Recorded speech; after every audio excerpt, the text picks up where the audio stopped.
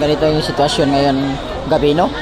March 11, 2025 dito sa labas ng Villamor Air Base sa may Gate 5. Dami naghihinain hanggang ngayon hindi pa rin nilabas si Tatay Duterte.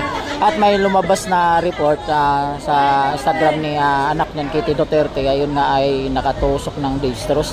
Nahirapan at sabi niya gusto nang ilipat sa ospital para ma-admit at makinggan ng mga doktor. Kaso lang ayaw ilabas, ayaw lang pumayag na ilipat. Kaya ngayon yung mga supporters dito ay ito naglabas na mga samang loob, hindi na napigilan.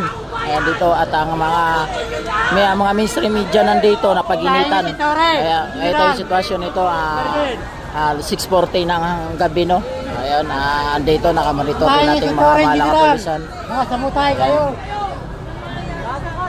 Ayan. Dito ang dami at may bombero din dito. Ayun, lahat ng mga supporter dito naglabas ng sama ng loob at sumisigaw Duterte, ilabas nyo.